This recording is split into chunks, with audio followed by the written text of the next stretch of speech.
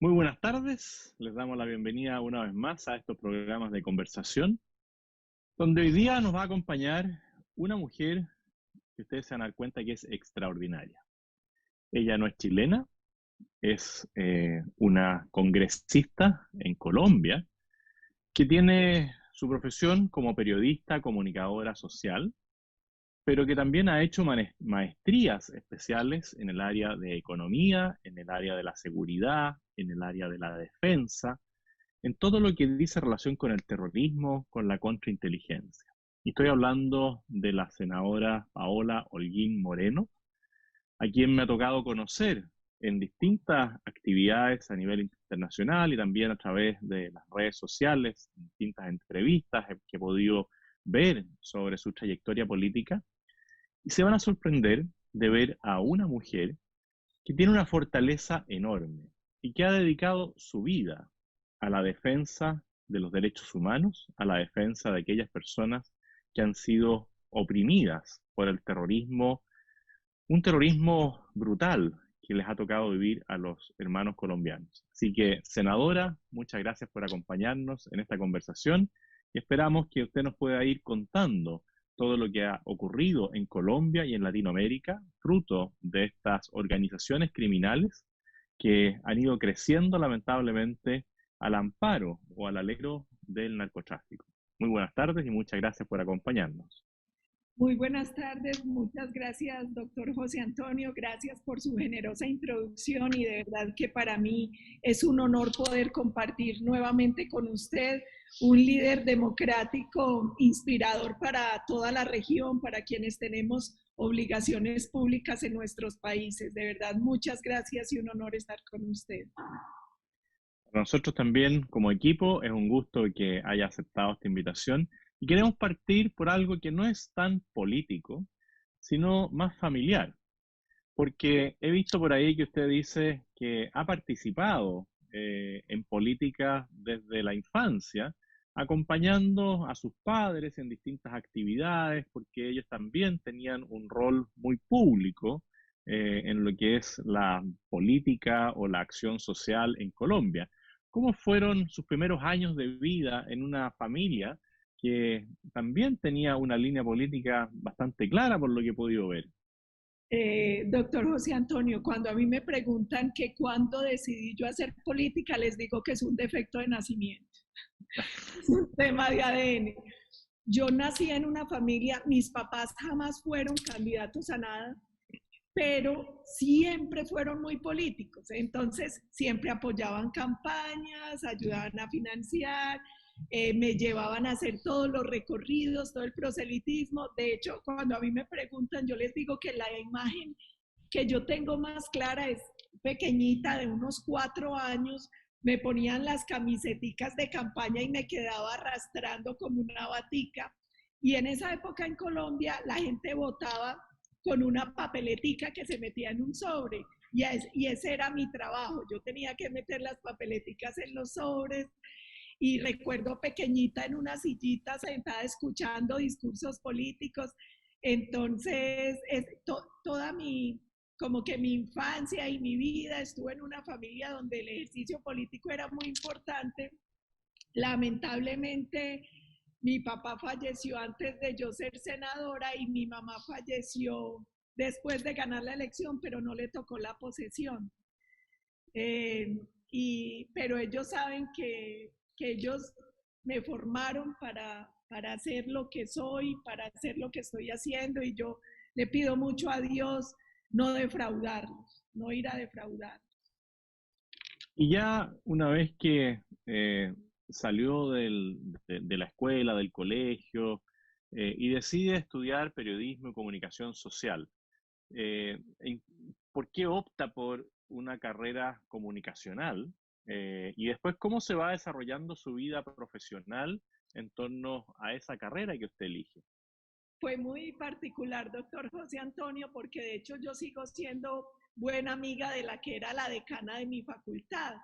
Y ella se muere de risa porque recuerda que cuando yo llegué a la entrevista, yo fui mejor bachiller de la Bolivariana y al ser mejor bachiller, yo no tenía que presentar examen, sino que podía escoger la carrera que quisiera y simplemente ingresaba con la entrevista, sin examen. Entonces, cuando ella me hace la entrevista y me dice, ¿usted por qué quiere ser comunicadora periodista? Y le dije, porque yo voy a ser presidente. Y ella, muerta de risa, me dice, no lo entiendo. Entonces normalmente los presidentes estudian Derecho en Colombia. Y yo le dije, es que yo siento que el periodismo es muy parecido a la política, porque finalmente trabajamos con un tema común que es la opinión pública. Y para mí el ejercicio político también es un ejercicio comunicacional. Yo tenía esa obsesión desde muy joven, que la política era un ejercicio de comunicación, y por eso decidí que esa fuera mi primera carrera. Fue muy frustrante porque no pude ejercer el periodismo, porque cuando intenté hacerlo choqué con muchas cosas. Recuerdo alguna vez en la práctica en un canal regional en Colombia, en Teleantioquia, fuimos a cubrir la masacre de unos muchachos en el Ajizal. Y eso terminó costando amenazas contra los periodistas, uno tuvo que salir del país, entonces yo dije, así no es. Después intenté con radio y tuve una experiencia igual de difícil, entonces dije, no, esto no es. Y por eso cuando terminé me dediqué como a las relaciones públicas y a la docencia muchos años, a la docencia universitaria, sin dejar de hacer el ejercicio político. Y ya después las circunstancias me fueron llevando a trabajar con el expresidente Uribe, con el expresidente Macri, con el expresidente Calderón en México. Y lo hice así, pero ese tema fue bien particular cuando yo dije que iba a ser periodista, porque lo normal no es que esa sea la carrera para alguien que tiene aspiraciones políticas.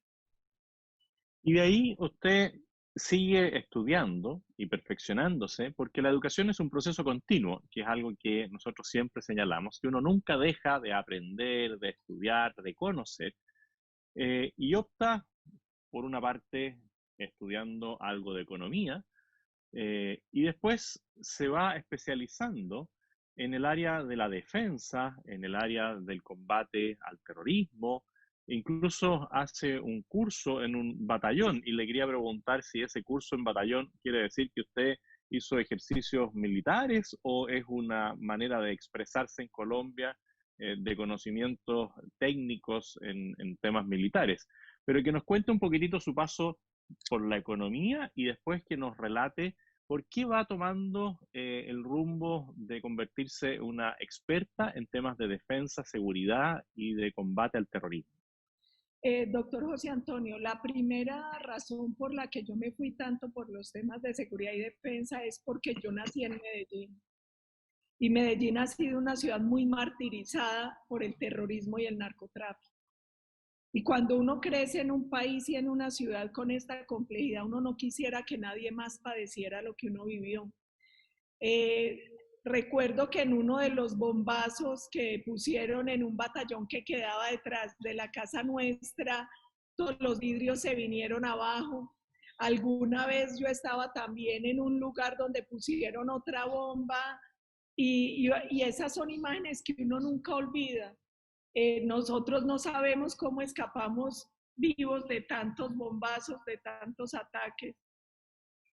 Y uno no quiere que nadie padezca eso. Entonces, cuando yo terminé comunicación, hice una maestría en estudios políticos con énfasis en economía y desarrollo. Luego en la Escuela de Guerra estudié seguridad y defensa y luego en Estados Unidos hice un curso de seguridad y defensa y otro de contraterrorismo y contrainsurgencia.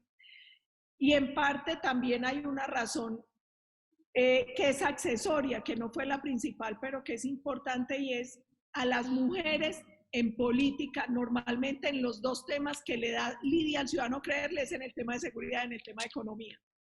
No sé por qué creen que las mujeres somos muy buenas para los temas sociales, pero muy malas para esos dos temas. Entonces, yo tenía que estudiar para que no desconfiaran de mi capacidad.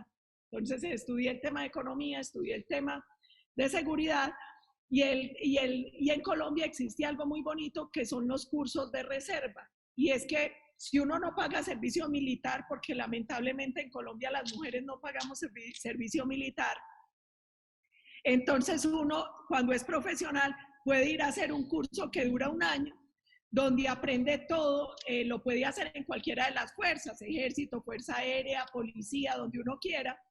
Yo hice ese curso, fue muy lindo, lo hice en el batallón de ingenieros de Bello, cuando era comandante de la 4ª Brigada, mi general Montoya, y es un curso donde te enseñan a armar y a desarmar fusil, gimnasia americana, los himnos, todo lo del ejército, y es muy duro. Nos decían que éramos unos vaselinos. Yo recuerdo que en esa época llegaba a mi casa con unos hematomas del entrenamiento y mi mamá me llenaba la bañera con agua con sal para desinflamar. Y lo hice y lo haría 1.000.000 de veces, porque ahí uno aprende a valorar el esfuerzo de los héroes del ejército, de las fuerzas militares y de policía, y uno va una vececita a la semana. El entrenamiento es bonito, es duro, y yo creo que eso lo acerca a uno mucho más al trabajo heroico de la fuerza pública. Y tengo todavía muy buenos compañeros, lanzas de ese curso. Lamentablemente yo no pude seguir porque en ese entonces suspendí y me fui para la presidencia a trabajar con el expresidente Uribe. Muchos de ellos sí continuaron su carrera dentro de la reserva y son capitanes o han ido ascendiendo. Pero yo creo que es una experiencia muy bonita. El entrenamiento es duro, es bonito. A las 6 de la mañana tenía que estar formada en Bello. Y sabe, doctor José Antonio, que tengo que confesar que yo guardo todavía ese uniforme. Guardo mi uniforme, mis botas del ejército. Y para mí es muy especial y muy significativo. Es de esas cosas que se graban con sangre, que uno no... Y recuerdo mucho el entrenamiento y tengo toda la gratitud por el ejército que me dio esa oportunidad y por los compañeros de curso. Y después, avanzando en su vida, usted de alguna manera, y quisiera saber cómo, conoce al presidente Uribe, a quien yo admiro y que también tuve el honor de poder entrevistar. Después quiero profundizar un poquitito en el tema que hoy día está lamentablemente sufriendo el presidente Uribe. Pero ¿cómo conoce usted o cómo se entera de que existe un político que iba a transformar el tema social, el tema económico colombiano como ningún otro? ¿Cuándo se entera usted de que existe este señor Uribe y cómo llega usted a trabajar tan cercanamente con el presidente? Antes de hacer una acotación, doctor José Antonio, es que yo le tengo que aclarar a todos que la admiración es mutua, porque el expresidente Uribe también lo admira mucho a usted y habla de usted y de la firmeza en los principios, que a veces es tan difícil en política. ¿Cómo conozco yo al presidente Uribe? Yo creo que como buena paisa, todos nos enteramos que había un joven político muy prominente cuando él fue gobernador de Antioquia. Él antes había sido alcalde de Medellín, luego fue gobernador, pero fue muy significativo porque él fue gobernador no por un partido político, sino por un movimiento ciudadano que se llamaba Primero Antioquia. Ahí empecé a conocerlo, después vi su labor como senador y ya personalmente fue muy particular. Yo era profesora universitaria y yo hice un ejercicio con mis alumnos y era que cuando los candidatos a la presidencia venían a Medellín, donde yo era docente, los llevaba y les decía, ustedes tienen que aprender a tomar decisiones formadas e informadas. Yo quiero que conozcan de primera mano a los candidatos, que los vean, que los escuchen, que analicen discurso, propuesta. Y así lo hice. Entonces, el día que tocó Uribe, yo estaba con mis alumnos, yo en esa época no sé cuántos años tenía, eso fue hace 20 años, más o menos. Tenía 26 años. Entonces yo fui con mis alumnos, levanté la mano, hice cualquier pregunta que no recuerdo. Y cuando terminó el foro se me acercó alguien y me dijo, oiga niña, ¿usted quién es? Y le dije, yo soy profesora, yo soy mis alumnos. Usted es muy chiquita. Y yo, no, yo soy la docente, ellos son mis alumnos, estamos haciendo este ejercicio. Y me dijo, usted puede ir a una entrevista conmigo el próximo lunes. Yo, sí, señor. Cuando llego a la entrevista, la persona que me había invitado terminó siendo el ministro de Transporte los 8 años de Uribe, alguien que falleció y que se convirtió en un maestro, que es Andrés Uriel Gallego. Y me dijo, es que a mí me impresionó la agudeza de su intervención. Yo le quiero preguntar, ¿usted nos quiere ayudar haciendo paper para el candidato a la presidencia? Y yo le dije, con todo gusto. Entonces ya me presentó un grupo y empecé a trabajar como en un comité que elaboraba papers sobre distintos temas para el candidato. Cuando él gana, me invitan a irme a Bogotá. Yo les dije, no puedo, mi papá estaba muy enfermo. Cuando fallece mi papá, entonces yo ya sí acepto ir por 6 meses y me quedé los 8 años. Inicialmente iba 6 meses y yo no voy a olvidar una cosa, doctor José Antonio, y es que yo creo que en lo pequeño se conoce lo grande. El día que yo llego allá a trabajar, los asesores, el doctor José Obdulio Gaviria, que era como la mano derecha del expresidente, me subió al despacho con él y me dice, mire, le presento su nueva asesora, se llama Paola Holguín, Y el presidente me empieza a preguntar cosas y me dice, mija, ¿usted con quién se vino a vivir acá? Y le dije, sola, presidente, mi mamá se quedó con mis hermanitos en Medellín, mi papá falleció hace poco. Y el expresidente a los días manda a dar una misa por mi papá en la casa de Nariño. Y esas son cosas que uno nunca olvida y que le generan a uno una gratitud eterna, porque un presidente tiene mucho en qué pensar para que se acuerde que allá hay una asesora que había perdido a su padre y dar una misa por él. Son cosas que uno nunca olvida y ahí empecé a trabajar con él, estuve con él durante todo su gobierno, solo salí un año después del bombardeo al narcoterrorista de Raúl Reyes. Ese año me fui a México, luego regresé a Colombia, terminamos el gobierno y continué con él desde que entregamos hasta diciembre, porque ya ahí me fui a trabajar con el expresidente Calderón a México un año, su último año de gobierno. Y toda esa experiencia acompañando al expresidente Uribe le permitió a usted conocer una real transformación de lo que era la realidad colombiana. El presidente Uribe siempre habla de lo que es la política de seguridad democrática. Quizá usted nos pudiera explicar un poco, porque Colombia sufrió un proceso de violencia extrema como quizás ningún otro país ha conocido, donde la cantidad de asesinatos, secuestros, atentados como los que usted nos relata, de bombas, hacían prácticamente imposible vivir en paz y en tranquilidad. ¿En qué consistía la política de seguridad democrática que instauró el expresidente Uribe? Doctor José Antonio, ahí yo lo primero que quiero decir es que uno de los errores que nosotros cometimos fue no documentar la política del expresidente. Porque yo creo que el modelo que él implementó en Colombia y que llegó a Colombia de un estado fallido a un país con toda la esperanza y por una senda de crecimiento, es un modelo que le sirve a cualquier país latinoamericano. ¿Cuál era la base? Volver a generar confianza. Confianza del ciudadano en la democracia, en las instituciones, confianza de los inversionistas. Esa era la meta y la palabra clave. Confianza fundada en 3 pilares fundamentales: la seguridad democrática, la confianza inversionista y la cohesión social.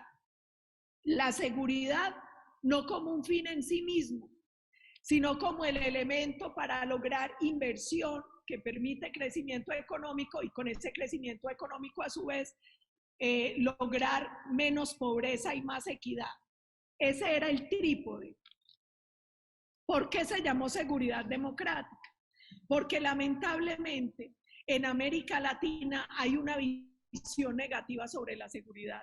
La mayoría de ciudadanos cree que la seguridad es un tema militarista, es un tema de esa corriente de seguridad nacional donde se protegía al amigo, pero se perseguía al contendor.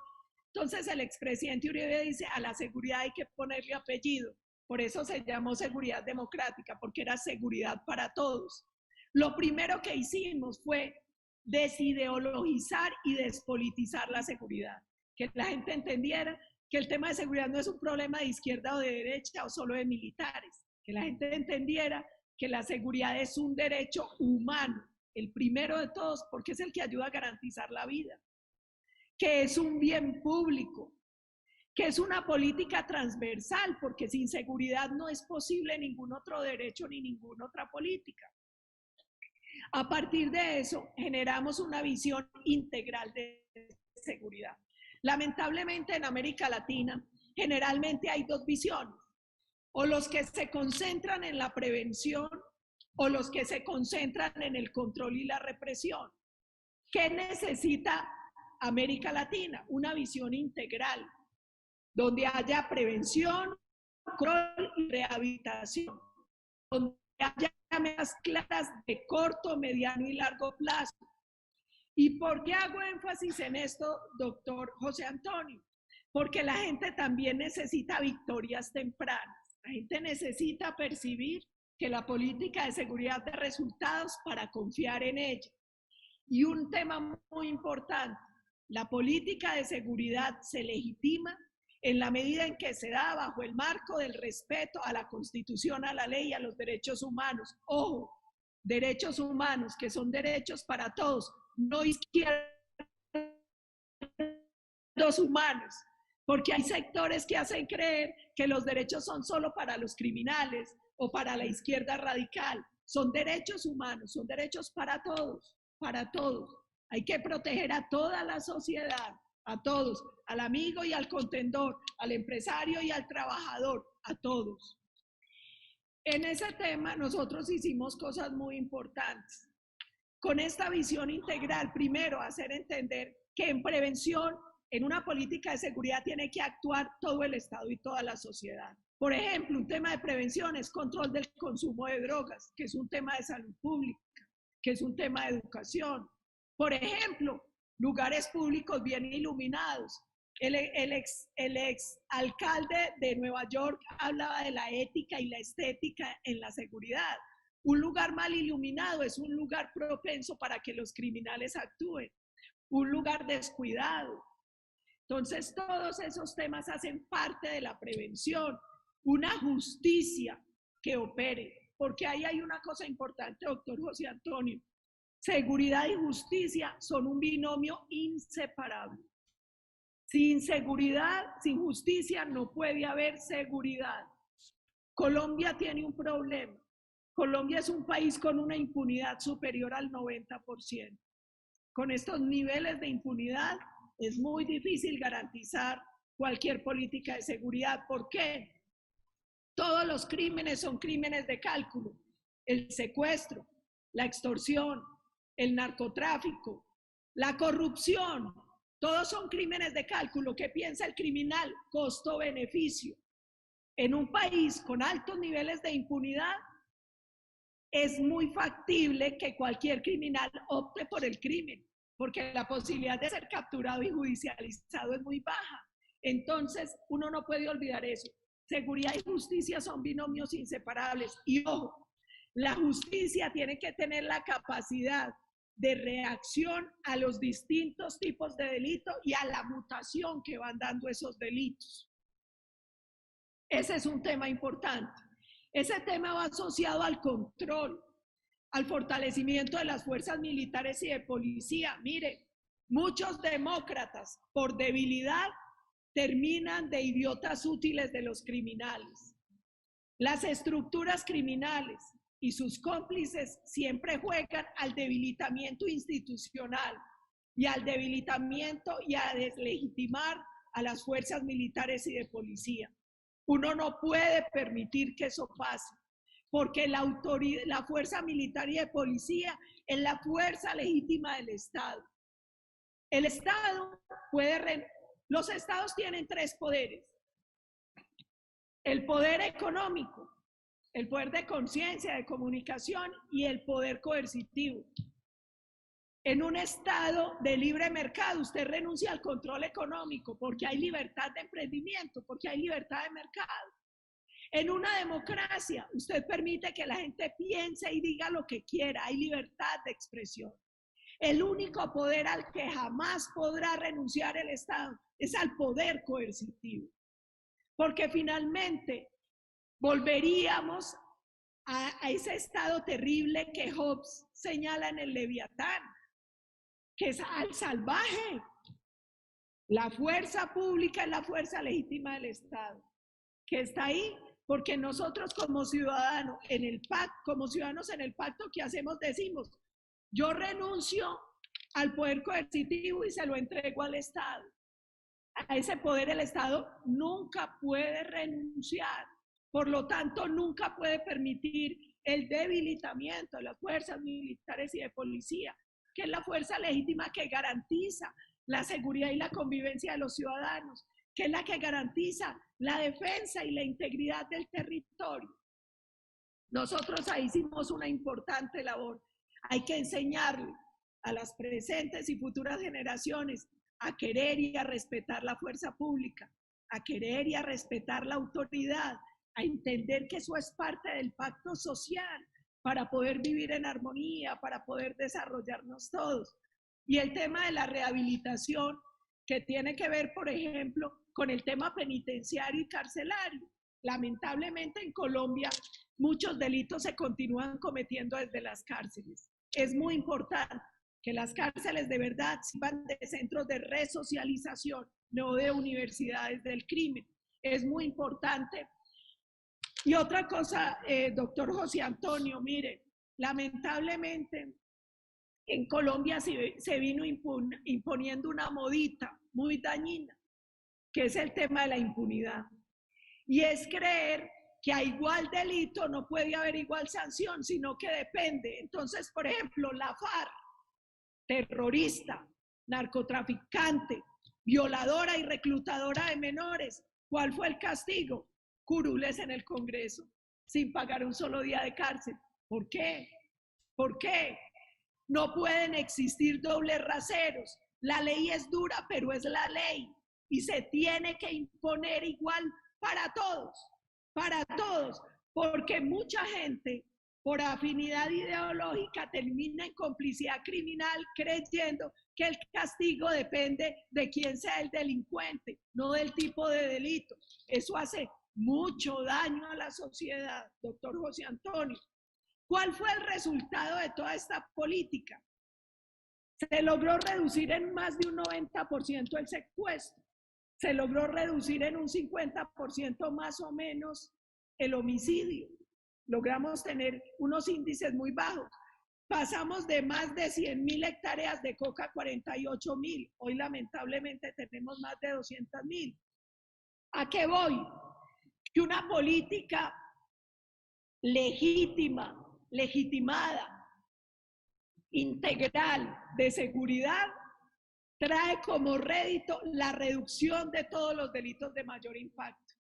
Y a su vez eso viene asociado a crecimiento económico, que se tiene que traducir y se tradujo en Colombia en mejores condiciones de vida para los ciudadanos. Es que mire, la seguridad no es solo para los ricos, que la seguridad es para todos.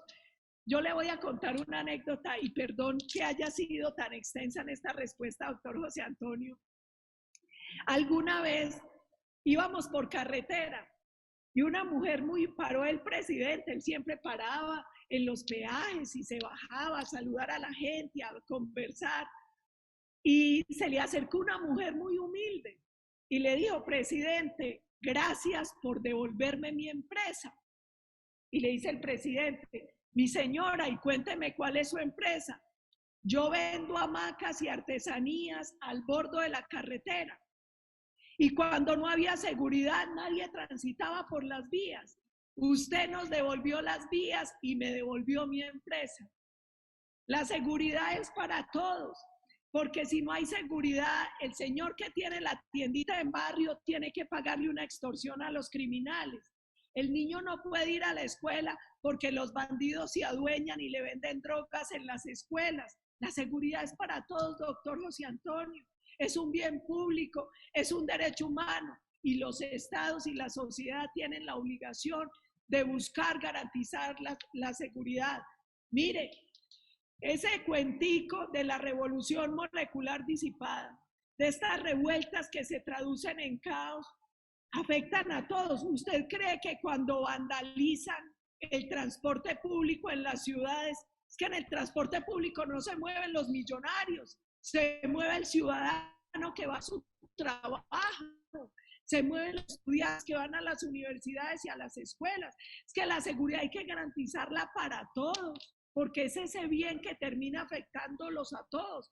En Colombia tuvimos una época donde las estructuras criminales se enfrentaban en los barrios y las balas perdidas mataron a muchos niños y a muchos ciudadanos. ¿Usted cree que una bala perdida le pregunta al ciudadano, óigame, usted es de izquierda o de derecha? ¿Cuál es su declaración de renta antes de matarlo? No, no, doctor José Antonio. Por eso hay que garantizar la seguridad, porque es un bien público para todos, para todos. Impresionante, senadora, que uno la escucha con esa fuerza, con esa energía, con esa convicción, y no puede dejar de ver lo que ocurre en el país de uno. Usted habla de las balas perdidas, en Chile hablamos de las balas locas, que precisamente salen del armamento de los narcotraficantes, que se van tomando barrios.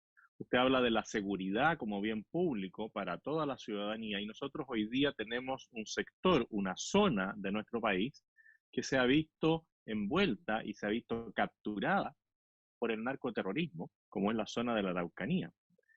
Y ahí, bueno, uno dice tantas cosas que debemos aprender de países que han llegado a estar al borde de ser estados fallidos. Y usted también ha señalado en distintas ocasiones que los espacios en el territorio y en la política, si no los ocupa el Estado, los ocupa alguna organización. Si usted también nos pudiera develar la asociación que existe entre las organizaciones criminales y el narcotráfico, porque también la he escuchado señalar que el narcotráfico le genera el combustible, o la droga genera el combustible, ¿no es cierto?, para las distintas organizaciones criminales. Y hay ahí una asociación ilícita que es muy fuerte y que va generando distintos grados de corrupción en los países. Así es, varias cosas, doctor José Antonio. La primera es, yo le hago un llamado a Chile y se lo hice hace por ahí 15 años a México y no me escucharon. No vean la foto, vean la película. Países como el suyo puede que hoy no tengan índices tan graves de delincuencia y violencia como el nuestro, pero es más fácil contener que tratar de recuperar cuando han crecido y se han fortalecido las estructuras criminales. No menosprecien nunca una estructura criminal. No crean que porque hoy no pone bombas no.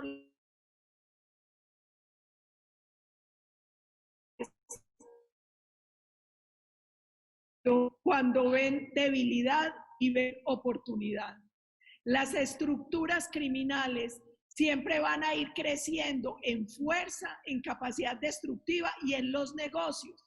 Les cuento qué pasó en Colombia. En Colombia en los años 70, lo único que había era unos cultivos de marihuana en la zona costera norte. Esa época se conoció como el boom de la marimba. Todo el mundo dijo, ¿qué importa? Son unos cultivitos de marihuana. Después ellos vieron que había otro negocio, traer la hoja de coca de Bolivia, de Perú y transformarla en laboratorios. ¿Qué importaba? Solo eran laboratorios. Después vieron que el negocio era llevar la coca a otros países y empezaron a traficar.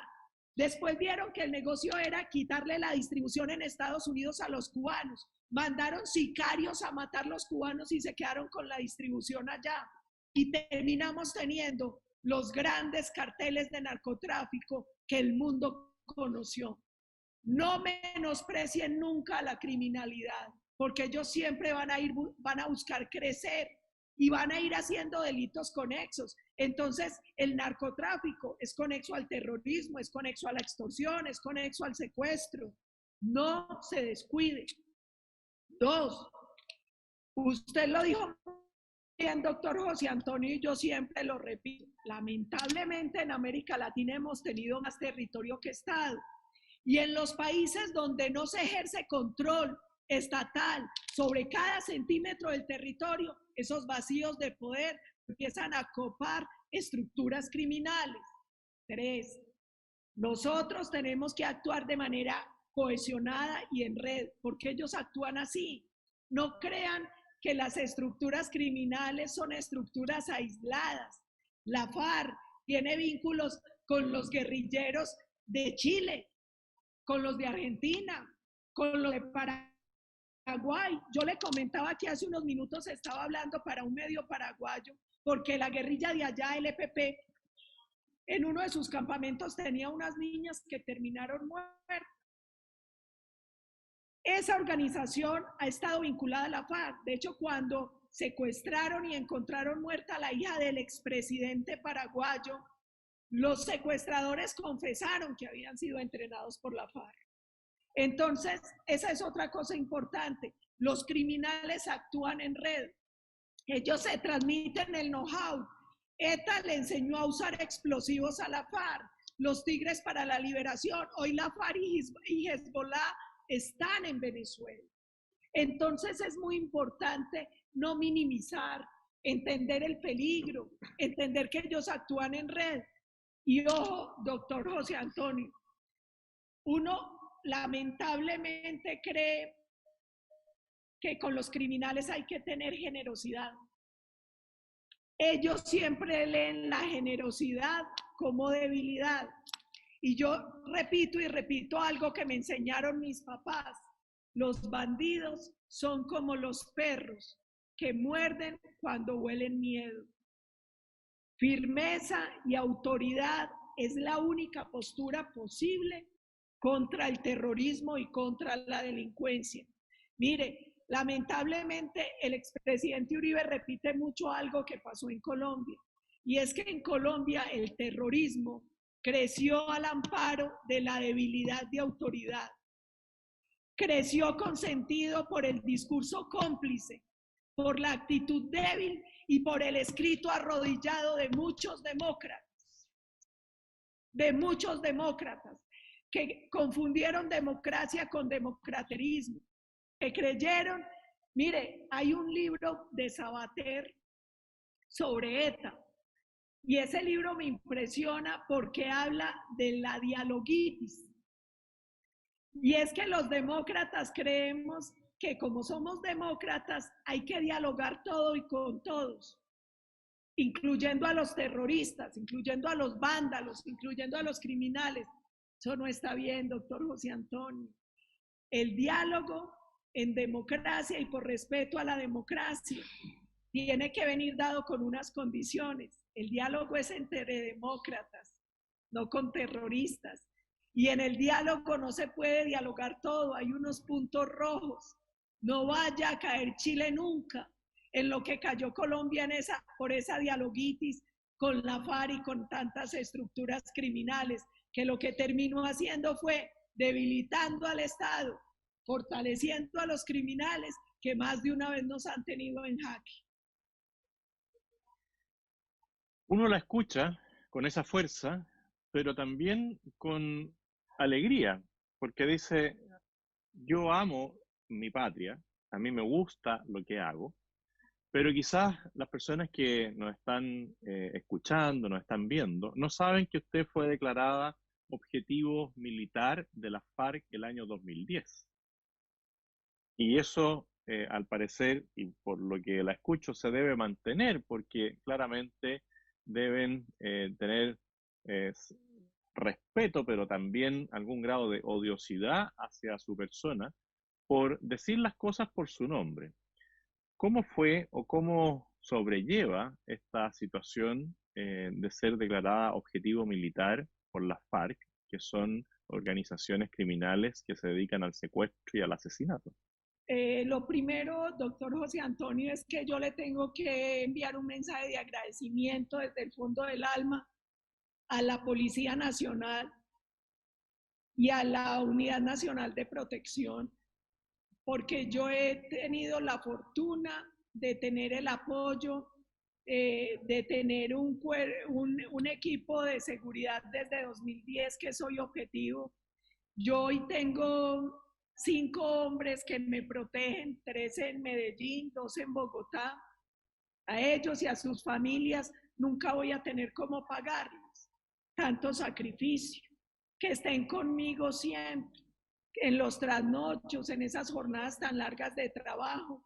Lo primero que yo tengo que hacer es agradecerles a ellos. 2, en algún momento, yo tengo una anécdota, hace por ahí 3 años, me llamó el encargado de seguridad del Congreso y me dijo, senadora, tenemos que redoblar su equipo de seguridad porque hay nuevos indicios de amenaza y de atentado. Y le dije, no, déjenme así, porque el día que ellos me quieran recoger van a matar a los hombres que están conmigo, no arriesgue más hombres. Déjenme así, que encima de Dios no hay nadie y mi Dios me va a ayudar. Y me quedé con el mismo esquema que tengo. Yo creo que aquí lo importante es, hay una cosa, doctor José Antonio, que yo la he visto en usted y que yo también la tengo. Cuando uno ejerce la política como vocación, uno entiende la política como martirio y como camino a la santidad. Porque el servicio a los demás se tiene que dar por encima de uno y de su propia vida. Esa es nuestra tarea como políticos. Yo no le voy a negar que a veces se puede sentir un poquito de miedo, más que por uno, por la familia de uno, por los hombres de protección que están con uno y tienen familias. Pero uno aquí tiene que saber que si el precio es la vida, es un precio muy bajito por la defensa del país, por la defensa de esta nación. Usted tuvo el enorme privilegio de nacer en Chile. Yo que pude visitar su país tan hermoso, tan grande, tan productivo, con una comunidad tan culta. Yo que tuve el honor de nacer en Colombia, cuando mi Dios le da a uno estos honores, uno cómo los paga, haciéndose moler por su país, cueste lo que cueste. Si cuesta la vida, pues ese es un precio muy chiquito. Y es el precio que hay que pagar. Lo importante es uno no tener miedo. Mire, el presidente Uribe me enseñó a mí que la victoria del terrorista es acomplejar al gobernante. Nosotros no nos podemos dejar acomplejar, no nos podemos dejar ver abatidos, porque cuando la gente tiene miedo, tiene incertidumbre, tiene desesperanza, uno tiene que tener la capacidad de ser firmeza, de ser respuesta y ser esperanza. Nosotros no nos podemos dar los lujos de los miedos o los abatimientos. Eso no le queda bien a quienes tenemos la obligación, como la tiene usted, doctor José Antonio, la tengo yo, de ejercer este trabajo público. Entonces, esos son gajes del oficio. Igual, Colombia entera ha sido objetivo militar de la FARC. Ellos por 7 décadas han secuestrado, han asesinado, han puesto bombas. Eso no es nada extraordinario, es lo que padecen día a día los ciudadanos en Colombia. Muy inspiradoras sus palabras, yo creo que para muchas personas que nos están escuchando. Y en todo este análisis que usted hacía de la justicia, del derecho, hay organismos internacionales. Y esos organismos internacionales, al menos lo que vemos en Chile, es que han buscado romper la soberanía nacional, la identidad nacional, y están en muchas ocasiones capturados también por una ideología. ¿Cómo ve usted esta intervención o intervencionismo de organismos internacionales en las políticas públicas de una nación? Doctor José Antonio, yo no le creo a la diplomacia babosa. Yo no le creo a esas buenas maneras llenas de hipocresía. Yo le creo a la verdad y le creo a lo correcto. Y usted acaba de hacer énfasis en un punto muy importante, y es que nosotros tenemos que ser capaces de denunciar la indebida injerencia de organismos internacionales. Nosotros tenemos que ser capaces de denunciar la agenda globalista de algunas de esas entidades. Además, una agenda que quiere pasar por encima de la Constitución y la ley de muchos países, que quiere pasar por encima de la división de poderes y de los órganos legislativos. Le voy a poner dos ejemplos. Yo le contaba ahora lo que pasó en Paraguay. ¿Sabe qué me llama la atención? Que una de las entidades que se manifestó fue la Oficina de Derechos Humanos de la ONU. Y en vez de manifestarse reclamando a la guerrilla criminal que utiliza a los pequeños, le reclama al Estado, que estaba cumpliendo su obligación constitucional y legal contra un blanco legítimo, que es un campamento de una estructura criminal. Ahí ve uno el doble rasero. Eso hay que mirarlo con atención, porque muchas veces desde esos organismos se presiona para deslegitimar al Estado y terminar legitimando a los criminales. Le pongo otro ejemplo. Organismos internacionales que quieren hacer ver que, por ejemplo, el aborto es un derecho y que cuando se habla de equidad de género califican como uno de los puntos para ver la equidad de género en los gobiernos el que las mamás asesinen a sus hijos en el vientre. ¿A usted le parece que eso está bien? Mire, doctor José Antonio, asesinar no es un derecho en ningún país, y que una mamá asesine a su pequeñito en su vientre no puede ser un derecho, y eso no mide equidad de género. Para mí, equidad de género, ¿qué es? Por ejemplo, a igual trabajo, igual salario. Eso es equidad de género. Entonces, ahí es muy importante que los demócratas, en vez de esa diplomacia babosa y milindrosa, tan dedicada a las buenas formas y tan solapada, pues nos dediquemos a fortalecer los organismos internacionales, sí, pero organismos internacionales que cumplan la misión para la fundamentación, respeten la soberanía de los pueblos y que respeten la división de poderes y que respeten la idiosincrasia de esos pueblos, porque a uno no le pueden imponer moditas desde afuera. Cada pueblo tiene una identidad, tiene unos valores y hay que respetar y hacer respetar esos valores, doctor José Antonio.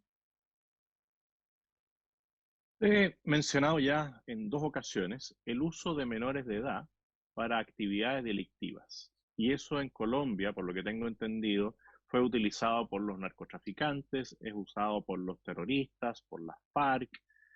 Acá en Chile estamos viendo un proceso donde se encubre el tema a través de la autonomía progresiva y se señala que los jóvenes hoy día sin autorización de sus padres pueden ir a manifestaciones o a distintas actividades políticas, pero muchas veces también hemos visto acá cómo en lugares donde va a haber violencia, los que van a generar la violencia acuden con menores de edad y niños menores de 12 o 14 años que se ponen al frente de estas actividades, o bien mujeres embarazadas o distintas personas que son más vulnerables al uso de la fuerza legítima por parte de las policías o de los organismos que tienen que ejercer el control. ¿Cómo avanza la organización criminal en el uso de menores de edad o en el abuso de menores de edad? Y cómo las organizaciones que están llamadas a velar por la protección a los derechos de los niños siempre tienen una doble manera de enfrentar la situación y critican mucho una situación y hacen oídos y ojos sordos y ciegos, ¿no es cierto?, para la otra situación. Doctor José Antonio, lamentablemente en Colombia hemos visto la instrumentalización de los menores por parte de las estructuras criminales, especialmente la FARC. Mire, en los últimos 18 años, en Colombia más de 14.000 niños fueron reclutados de manera forzosa. Ese es un delito de lesa humanidad, es un delito además que no precluye y es un delito que persigue el derecho internacional. Pero no solo eso, han abusado de ellos, los han usado en pornografía y muchas estructuras criminales se valen de niños. ¿Por qué?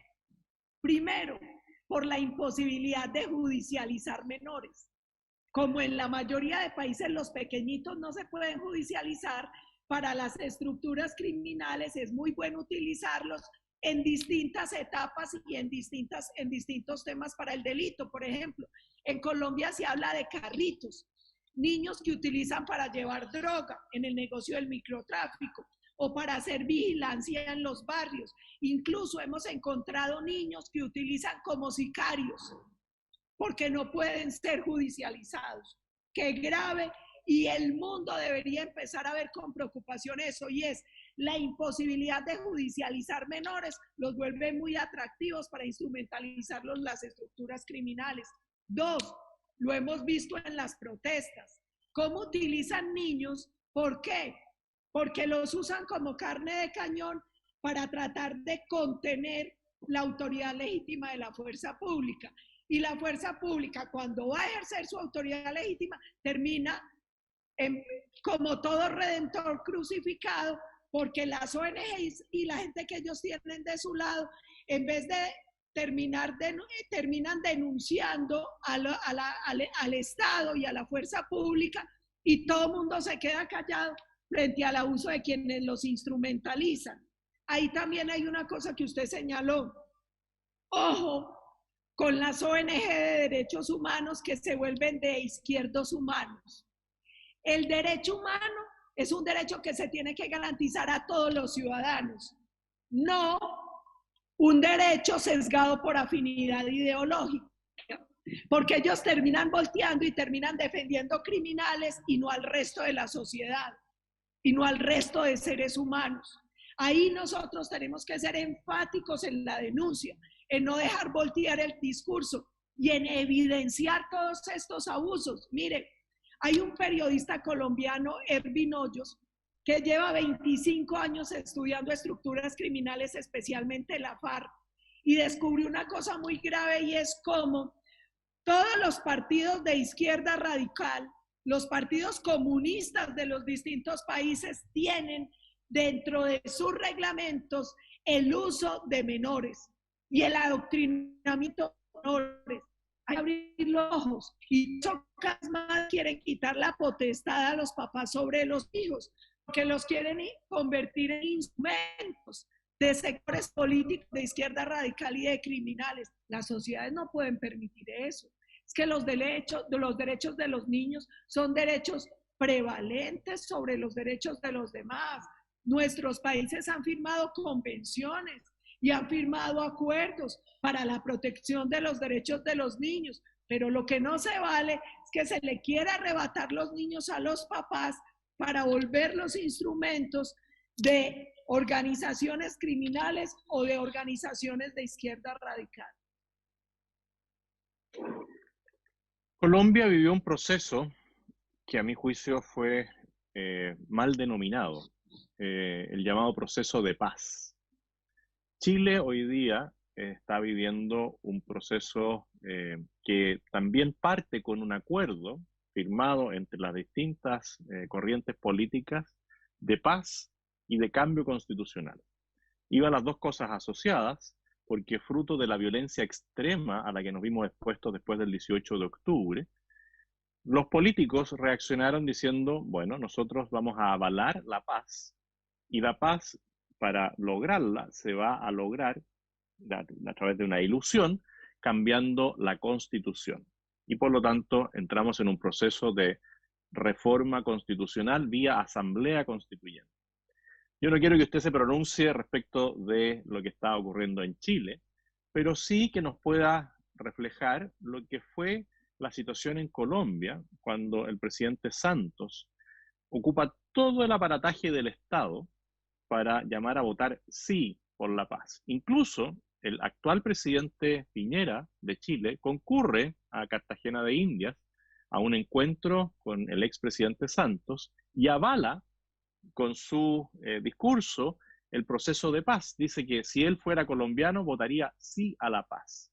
Por lo tanto, todo el espectro político cercano a Santos, toda la izquierda militante, estaban por el sí a la paz. Y curiosamente, el expresidente Uribe usted, el Partido Centro Democrático, sin todo el poder del Estado, estaban por algo que para muchos era incomprensible y decían no a la paz. Y terminan ganando esa elección cuando todas las encuestas, los analistas, los políticos decían que el sí iba a arrasar. ¿Por qué se da esa situación? ¿Qué es lo que hacen ustedes para enfrentar el poder total del Estado, de los partidos políticos, incluso de los terroristas y de los guerrilleros de las FARC, que estaban muy interesados en esa firma de paz, que finalmente incluso incluye a otros países y se discuten algunas cosas en el país que para algunos es un paraíso terrenal y para otros es un atentado a la razón, como es Cuba? ¿Qué nos puede relatar usted del proceso? Antes de hacer las reflexiones, permítame, doctor José Antonio, primero agradecerle públicamente a usted, porque usted nunca estuvo de acuerdo con el proceso. Usted fue de los pocos demócratas en la región y en el mundo que entendió lo que se estaba jugando en ese momento en Colombia con ese acuerdo. Lo primero es que normalmente la izquierda radical y los criminales le venden a los países dulces envenenados. ¿Por qué? Porque es que la palabra paz es muy dulce. ¿Quién no quiere la paz? En Colombia, 48 millones de colombianos anhelamos la paz. Pero es que aquí no se estaba haciendo un acuerdo de paz. Aquí lo que se estaba haciendo era un acuerdo de claudicación del Estado ante una estructura narcoterrorista. Y la historia, para dolor, nos ha dado la razón. Varias reflexiones. La primera, los demócratas tenemos que hacer una primera reflexión sobre el dialoguismo como una especie de panacea para curar todos los males. Y ahí quiero hacer énfasis, doctor José Antonio, porque hay como una especie de orgía mediática, y es que cada que hay un problema, todo mundo se nos viene encima diciendo dialogue, dialogue, dialogue. Los demócratas defendemos el diálogo y el diálogo es fundamental en la democracia, pero diálogo no es dialoguitis, diálogo no es hablar de todo con todos, como yo les decía ahora. ¿Por qué? Porque el diálogo en democracia se da entre demócratas, entre quienes respetamos la Constitución y la ley y con unos límites de sobre qué se puede negociar y qué no. Ese es un primer punto que yo creo que es fundamental. El segundo punto es que muchos acuden al tema de es que hay que defender los derechos humanos, pero son solo los derechos de unos pocos. Y el cuento de la dictadura de las minorías. Entonces, en democracia elegimos un presidente y un programa de gobierno. Y unos grupitos a través de la violencia quieren ganar en las calles lo que no ganaron en las urnas. ¿Por qué? ¿Por qué? Entonces, ¿en qué queda la democracia y en qué quedan las elecciones cuando la señal que nosotros estamos enviando es que no importa lo que decida el ciudadano libremente en las urnas, si pequeños grupos a través de la violencia, con discursos supuestamente de reivindicaciones sociales y derechos humanos, terminan imponiendo una agenda por vía de la fuerza? Tercera reflexión que les quiero hacer. Como usted decía bien, no inmiscuyéndome en el caso de Chile, sino en lo que viene pasando en la región. Hay otro tema importante, y es que es bien extraño que se pretenda que esos pequeños violentos, en vez de ser ellos los que se desmovilicen y los que se inserten a la sociedad, sea toda la sociedad la que tenga que cambiar de acuerdo a lo de ellos. Hace poco tuvimos una conferencia donde usted estaba también, doctor José Antonio, creo, con el doctor Jaime Mayor Oreja, un político español muy prestigioso, y él decía que lamentablemente no nos hemos dado cuenta de lo que hay detrás de todos estos procesos de negociación en el mundo, y es la imposición de una agenda en todo el mundo. En la negociación con ETA en España, en la negociación con la FARC en Colombia, y seguramente eso se pretende en la negociación con los sectores radicales violentos en Chile. Imponer una agenda para transformar la sociedad, los valores. Miren, Estas organizaciones no quieren más democracia ni más institucionalidad. Lo que quieren es venir a destruirlas desde adentro. Y yo con todo respeto le digo a los chilenos, no tengan miedo de defender lo correcto. Primero, porque no se derrota al que no se rinde.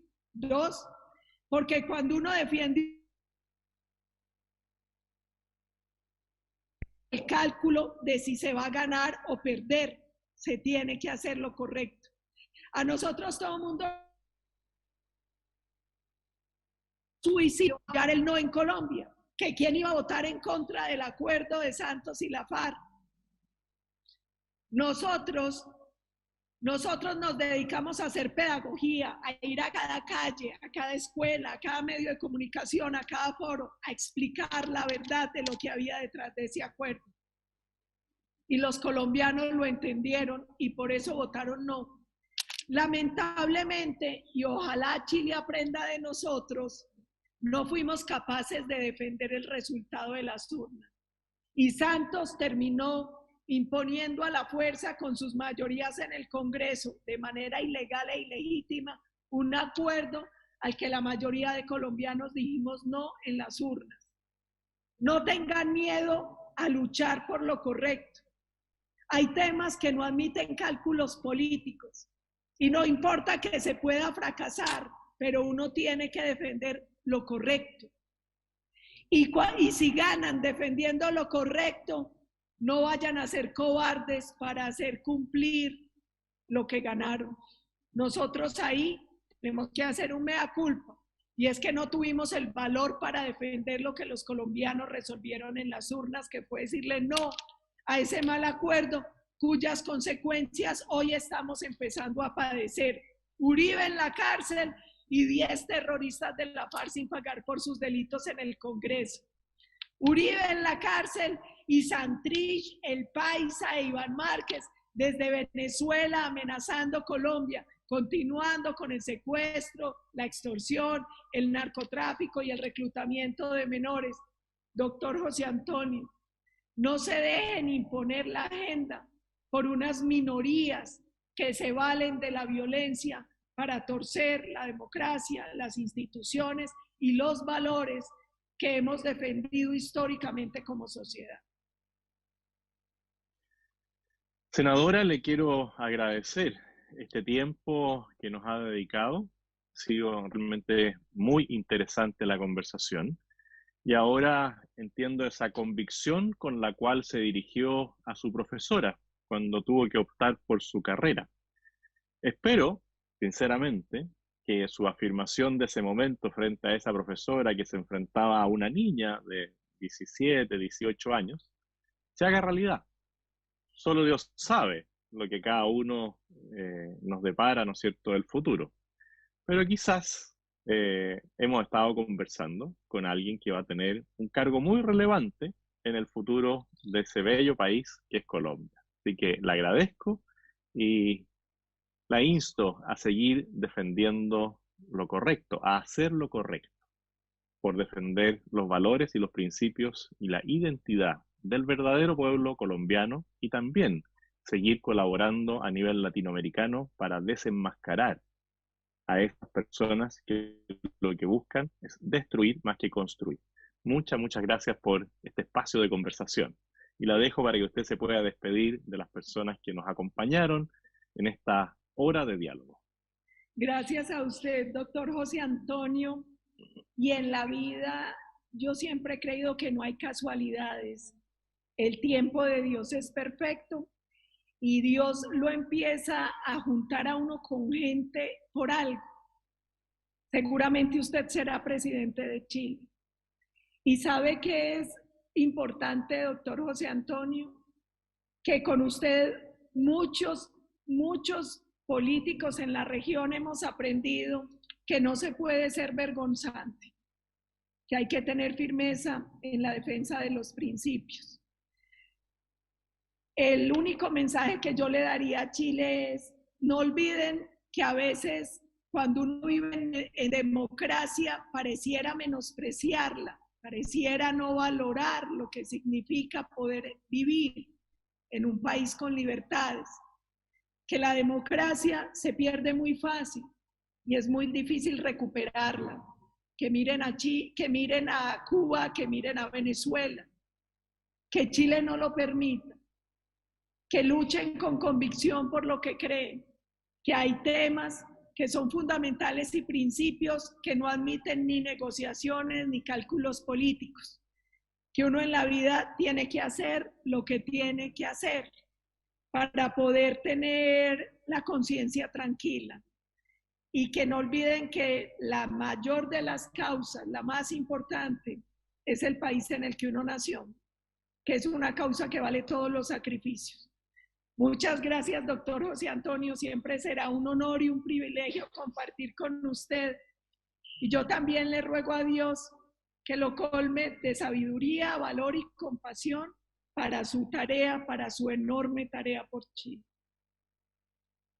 Senadora, muchas gracias y ya estaremos en contacto para otro diálogo como este. Muchas gracias. Gracias.